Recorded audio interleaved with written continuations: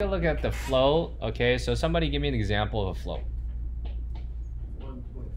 1.4. So give me a variable. Times X, okay, is equal to what?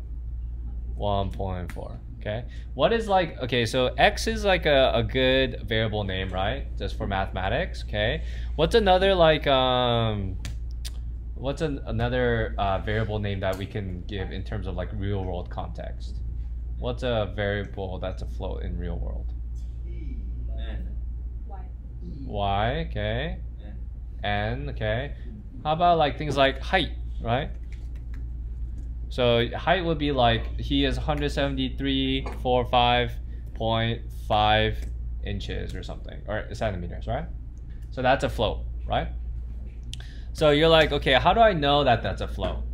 What you can do is there's a thing called a type function, and you could go height, and then this will actually return the type of the data.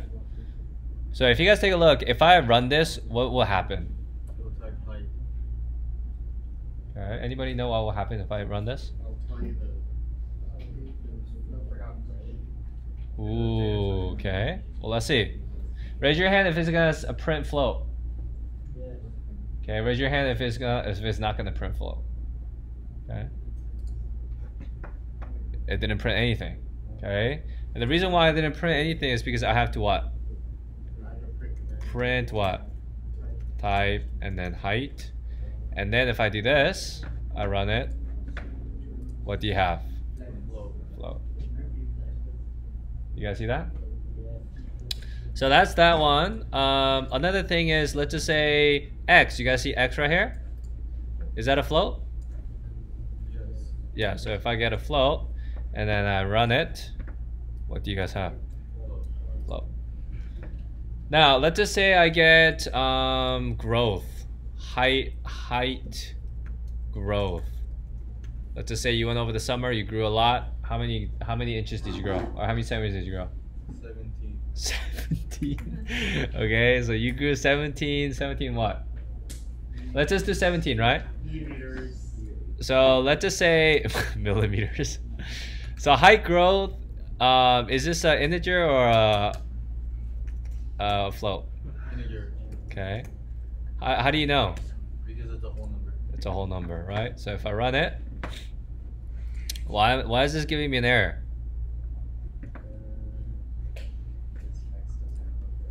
X is not defined. We called it height. Now if I run it, what is the first one? And then what's the second one? Float.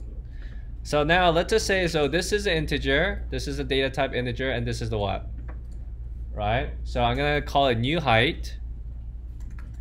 New height. And so what do you think the new height's gonna be? Height growth. Height plus what? Height growth. Height growth. Now, if I print new height, what is it gonna be? It's gonna be both height. Okay. It's gonna be a float. There we go. What is it gonna be? Float. It's gonna be a float, right?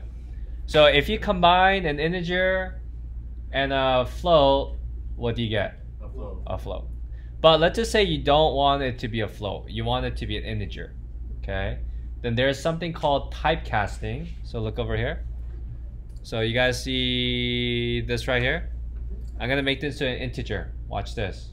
I'm gonna go int. Bam. You guys see that right there? Did I just make this an integer? Now if I run it, guess what? Class is what? Int, and then it becomes 191. Make sense? Okay. So that's basically floats and integers, right? There are situations in which you just want to make a float into an integer because you just want to work with whole numbers. And there are situations where, okay, let's just say you guys see the 17.5, or do you guys see the 17? That's an integer, right? How do I make that into a float? I have to go here, I go float, parentheses, and if I run that, Now that becomes a float. You guys see that? All right. And so if I print this out, this is the last thing I'm going to do, height growth. If I print this out, what is it going to point out? What is it going to print out if I print this? Float. If I print out height growth, what do you think it's going to print out? Float. Okay. Well, is it going to print a float this time?